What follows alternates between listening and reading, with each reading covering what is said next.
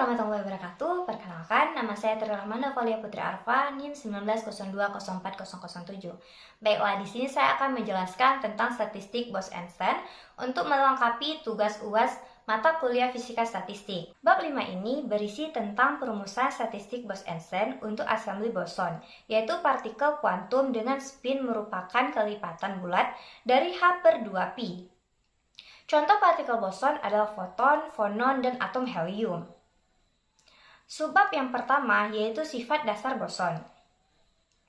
Pada bab sebelumnya kita sudah belajar tentang partikel klasik. Partikel klasik yaitu partikel yang dapat dibedakan. Maksud dibedakan di sini yaitu kita dapat membedakan partikel yang satu dengan partikel yang lainnya melalui sudut pandang teori ataupun konsep. Contoh dari partikel klasik adalah atom dan molekul gas. Pertukaran dua partikel yang menempati tingkat energi yang berbeda tidak akan menghasilkan jenis penyusunan yang baru. Oleh karena itu, suatu partikel dikatakan nggak bisa dibedakan lagi. Kemudian, ada perbedaan antara statistik Maxwell-Boltzmann dan statistik Bose-Einstein. Pada statistik Maxwell-Boltzmann, yang pertama, partikel dapat dibedakan. Yang kedua, energi dapat digabungkan, sehingga statistik Maxwell-Boltzmann ini termasuk ke dalam partikel klasik. Sedangkan pada statistik Bose-Einstein, yang pertama, partikel tidak dapat dibedakan. Yang kedua, kalau masanya itu lebih kecil, maka panjang gelombangnya cukup besar. Yang ketiga, kalau panjang gelombangnya besar, maka fungsi dua gelombang, dua partikel akan saling bertumpang tindih atau berimpitan. Sehingga kita nggak bisa lagi membedakan dua partikel yang punya fungsi-fungsi gelombang. Kemudian, pada suhu yang sangat tinggi, partikel subatomik berlaku seperti partikel klasik. Ini disebabkan karena pada suhu yang sangat tinggi, kecepatan partikel sangat besar, sehingga panjang gelombangnya juga sangat kecil. Sehingga partikel-partikel nggak akan saling bertumpang tindih. Sistem kuantum yang ada pada Bose-Einstein ini ada dua. Yang pertama, boson. Pada boson, sistem yang memiliki spin kelipatan bulat per 2π. Sistem ini tidak memenuhi prinsip Exclusion-Pauli sehingga satu tingkat energi dapat ditempati oleh partikel dalam jumlah berapapun. Yang kedua, ada fermion. Pada fermion ini kelipatan ganjil dari setengah kali H/2π. Sistem ini memenuhi prinsip Exclusion-Pauli karena nggak ada dua partikel atau lebih yang memiliki keadaan yang sama. Subbab berikutnya yaitu konfigurasi boson. Statistik ini dinamakan statistik Bose-Einstein. Untuk menentukan fungsi distribusi Bose-Einstein, kita harus menentukan konfigurasi dengan probabilitas paling tinggi atau paling besar. Sifat rata-rata assembly dapat dianggap sama dengan sifat konfigurasi maksimum. Dalam konfigurasi boson, sistem harus menempati tingkat energi. Karena sistem boson nggak bisa dibedakan satu dengan yang lainnya, maka pertukaran sesama partikel dan sesama kursi tidak menghasilkan penyusunan yang baru atau yang berbeda. Jumlah penyusunan sebanyak G1 ditambah N1 kurang 1 faktorial secara implisit memperhitungkan jumlah pertukaran antar partikel dan antar kursi. Jumlah pertukaran antar partikel adalah N1 faktorial dan jumlah pertukaran antar kursi adalah G1 faktorial. Oleh karena itu, jumlah penyusunan yang berbeda untuk N1 boson di dalam G1 keadaan hanyalah G1 ditambah N1 dikurang 1 faktorial dibagi N1 faktorial dikali G1 faktorial. Untuk selanjutnya sama, tinggal kita ganti aja angkanya. Berapa? Misalnya kelompok keadaan kedua, berarti G2. Akhirnya nanti sampai energi ke M, jumlah penyusunan yang berbeda untuk NM sistem dalam GM keadaan adalah GM ditambah NM dikurang 1 faktorial dibagi NM faktorial dikali GM faktorial. Jumlah total cara penyusunannya yaitu G1 ditambah N1 dikurang 1 faktorial dibagi N1 faktorial G1 faktorial.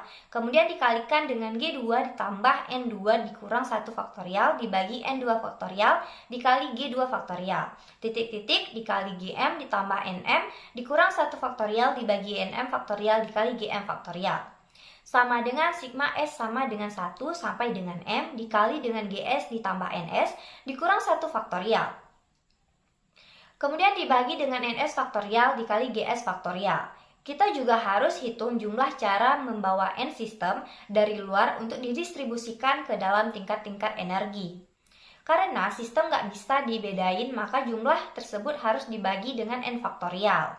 Sehingga jumlah total cara membawa N sistem ke dalam tingkat energi di dalam assembly adalah N faktorial per N faktorial sama dengan 1.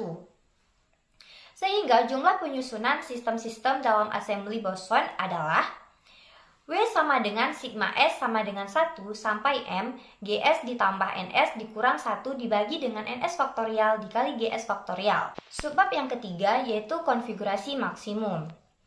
Untuk menentukan konfigurasi dengan peluang kemunculan paling besar, maka ln W sama dengan ln sigma S sama dengan 1 sampai MGS ditambah NS dikurang 1 faktorial dibagi dengan NS faktorial GS faktorial. Ln W sama dengan sigma S sama dengan 1 sampai M ln dalam kurung GS ditambah NS dikurang 1 faktorial dibagi dengan NS faktorial dikali GS faktorial. Persamaan ini disebut dengan persamaan 5.6.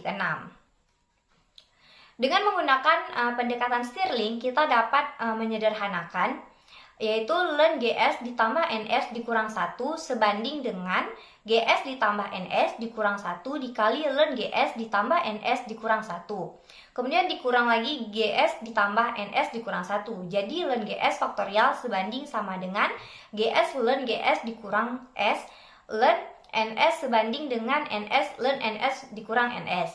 Dengan pendekatan tersebut, persamaan 5.6 menjadi ln W sebanding sama dengan sigma G sama dengan N1 sampai M dikali GS ditambah NS dikurang 1 kali ln GS dikurang 1 dikurang G GS ditambah NS dikurang 1 dikurang GS ln GS ditambah GS dikurang ln NS. Kemudian ditambah NS, persamaan ini kita buat jadi persamaan 5.7.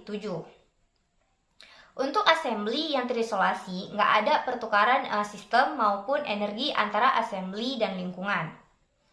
Jumlah sistem maupun energi assembly konstan. Pembatasannya dapat dinyatakan dalam bentuk diferensial berikut. Delta N sama dengan sigma S sama dengan N1 sampai M. Delta NS sama dengan 0. Persamaan 8. SU sama dengan sigma S sama dengan N1 sampai M. ES delta NS sama dengan 0. Persamaan 5.9. Konfigurasi dengan probabilitas maksimum diperoleh dengan memaksimumkan ln W. Dari persamaan 5.8 dan 5.9, maka probabilitas maksimum delta ln W ditambah alpha delta N ditambah beta delta U sama dengan 0. Persamaan 5.10. Persamaan 5.7 kita diferensialkan, sehingga delta ln W sebanding sama dengan sigma S sama dengan 1 sampai M, delta GS ditambah NS dikurang 1 dikali ln GS ditambah NS dikurang 1, dikurang delta kali GS ditambah NS dikurang 1, dikurang delta DS ditambah delta GS dikurang delta NS, ln NS ditambah delta NS, persamaan 5.11. Kita hitung suku-suku yang ada di persamaan 5.11. Yang pertama, delta GS ditambah NS dikurang 1, ln GS ditambah NS dikurang 1, sama dengan do per do NS dikali GS ditambah NS dikurang 1, dikali GS ditambah NS dikurang 1, dikali delta NS. Sama dengan ln GS ditambah NS dikurang 1 ditambah GS ditambah NS dikurang 1 kali 1 per GS tambah NS kurang 1 dikalikan dengan delta NS. Yang kedua, delta GS ditambah NS dikurang 1 sama dengan do per do NS dikali GS ditambah NS dikurang 1 kali delta NS, sama dengan delta NS. Kenapa bisa dapat delta NS? Penjabarannya yaitu sama dengan do GS per do NS ditambah do NS per do NS dikurang do per do dikali dengan delta NS sama dengan 0 ditambah 1 dikurang 0 dikali delta NS. Kenapa hasilnya bisa 0 dan 1? Penjabarannya yaitu karena dx per dx sama dengan 1, dy per dx sama dengan 0. Sehingga do GS per do NS sama dengan 0 dan do NS per do NS sama dengan 1. Sehingga 0 ditambah 1 dikurang 0 dikali delta NS sama dengan delta NS. Yang ketiga, delta GS ln GS sama dengan do per do NS dikali GS ln GS delta NS sama dengan 0.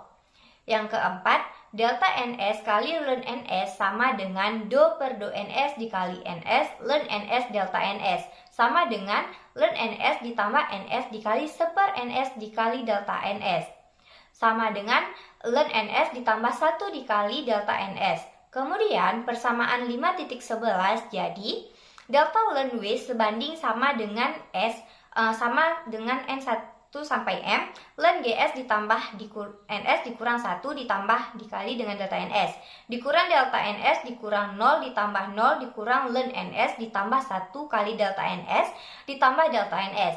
Karena minus delta NS ditambah delta NS habis, maka hasilnya sama dengan sigma S sama dengan 1 sampai M ln GS ditambah NS dikurang 1 dikurang ln NS dikali delta NS. Delta ln W sebanding sama dengan S sama dengan N sampai 1 sampai M, NS dikurang 1 per NS dikali delta NS persamaan 5.12. Ln pembagian didapat dari pengubahan ln pengurangan. Karena GS sebanding 1 dan NS sebanding 1, maka GS ditambah NS dikurang 1 sebanding sama dengan GS ditambah NS, sehingga persamaan 5.12 ini dapat disederhanakan menjadi delta ln W sama dengan sigma S sama dengan 1 sampai M ln GS ditambah NS per NS dikali delta NS persamaan 5.13. Kemudian nilai persamaan 5.8, 5.9, dan 5.13 disubstitusikan ke persamaan 5.10.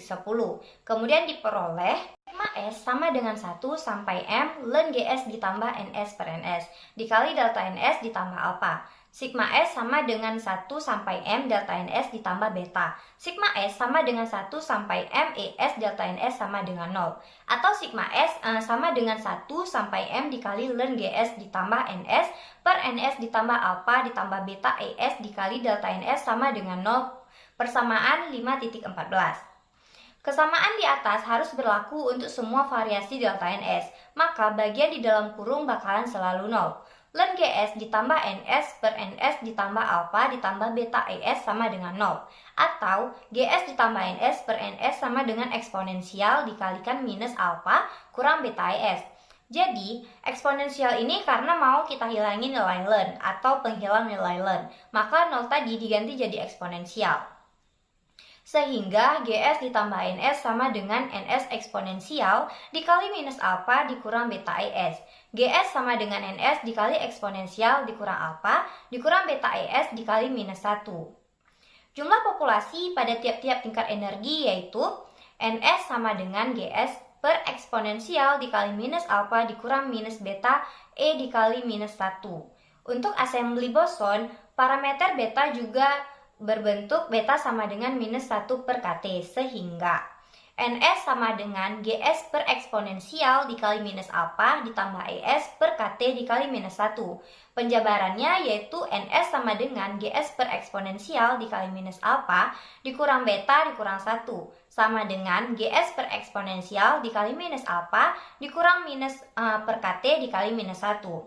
Kemudian subbab yang keempat yaitu parameter alpha untuk foton dan fonon. Foton adalah kuantisasi gelombang elektromagnetik. Fonon adalah kuantisasi getaran atom dalam kristal. Jumlah foton dalam satu assembly tidak harus tetap. Jumlah foton bisa bertambah kalau atom-atom di dinding pancarin foton. Jumlah foton juga bisa berkurang kalau atom-atom di dinding nyerap foton. Pada penurunan fungsi distribusi, jumlah sistem dalam assembly selalu tetap, yaitu delta N sama dengan 0. Fungsi distribusi untuk sistem assembly tetap yaitu NS sama dengan GS per eksponensial dikali ES per KT dikali minus 1. Mungkin sekian penjelasan saya tentang statistik Bose-Einstein. Jika ada kesalahan saya mohon maaf. Wassalamualaikum warahmatullahi wabarakatuh.